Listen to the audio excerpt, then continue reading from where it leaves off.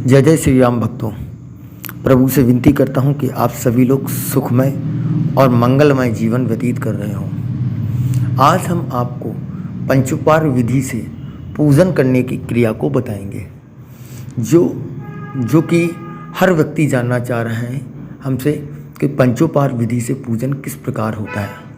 प्राचीन धर्म होने के नाते हमारे यहाँ धार्मिक कृत्य की एक विशिष्ट विधि होती है। समय और परिस्थितियों के अनुरूप हमें छोटी और बड़ी दोनों तरह की पूजा की सुविधा की ज़रूरत पड़ती है। यदि हम छोटी पूजा करना चाहते हैं तो पंचोपचार पूजन विधि का पालन कर सकते हैं। यदि विस्तृत पूजा की इच्छा है तो उसके लिए षोडशोपचार पूजन विधि का पालन करें। इसमें चरण दर चरण पूजन के नियमों का समावेश किया गया है। सबसे पहले अपने आराध्य को अनामिका से कंसिका के समीप की उंगली से चंदन लगाएं। फिर दाएं हाथ के अंगूठे और अनामिका के बीच चुटकी भर पहले हल्दी फिर कुमकुम देवता के चरणों में अर्पित करें।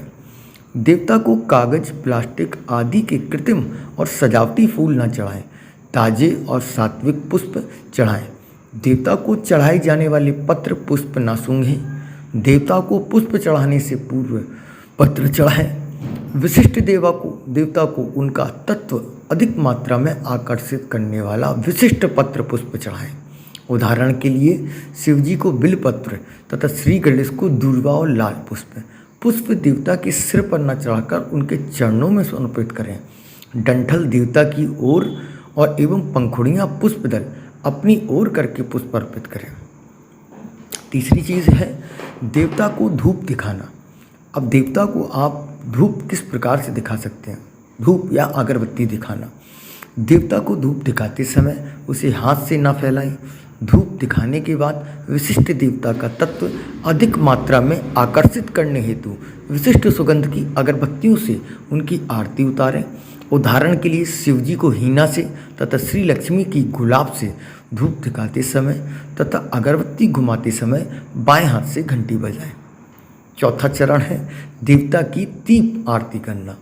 दीप आरती 3 बार धीमी गति से उतारें। दीप आरती उतारते समय बाएं हाथ से घंटी बजाएं। दीप जलाने के संदर्भ में ध्यान में रखने योग्य सूत्र। दीप प्रज्वलित करने हेतु एक दीप से दूसरा दीपक न जलाएं। दूसरा, तेल के दीप से घी का दीपक न जलाएं। तीसरा, पूजा घर में प्रतिदिन तेल के दीप की नई बाती जलाएं। फिर अब आ जाते हैं देवता को नैवेद्य किस प्रकार से प्रदान करते हैं। तो आज के लिए विधि है नैवेद्य के प्रकार। नैवेद्य के पदार्थ बनाते समय मिर्च, नमक और तेल का प्रयोग अल्प मात्रा में करें और घी जैसे सात्विक पदार्थों का प्रयोग अधिक मात्रा में करें। नैवेद्य के लिए सिद्ध की गई थाली में नमक न परोसें। देवता को नैवेद्य निवेदित करने से पहले अन्न को ढककर रखें। नैवेद्य समर्पण में सर्वप्रथम इष्ट देवता से प्रार्थना। देवता के समक्ष भूमि पर जल से चौकोर मंडल बनाएं तथा उस पर नैवेद्य की थाली रखें। नैवेद्य समर्पण में थाली के चारों ओर घड़ी के कांटे की दिशा में एक ही बार जल का मंडल बनाएं। फिर विपरीत दिशा में जल का मंडल न बनाएं। नैवेद्य निवेदित करते समय ऐसा भाव रखें कि हमारे द्वारा अर्पित नैवेद्य देवता तक पहुंच रहा है तथा देवता उसे ग्रहण कर रहे हैं। अब आपको बताते हैं देवता पूजन के उपरांत किए जाने वाले कृत्य। यद्यपि पंचोपचार पूजन में कर्पूर दीप जलाना यह उपचार नहीं है, तथापि कर्पूर की सात्विकता के कारण उसका दीप जलाने से सात्विकता प्राप्त होने में सहायता मिलती है। अतएव नैवेद्य दिखाने के उपरांत कर्पूर दीप जलाएं।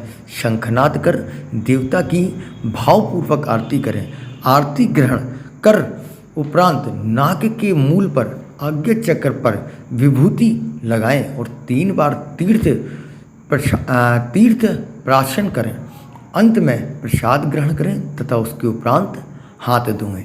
इस प्रकार आपकी ये पंचोपचार विधि पूजा अर्चन संपूर्ण होता है। धन्यवाद।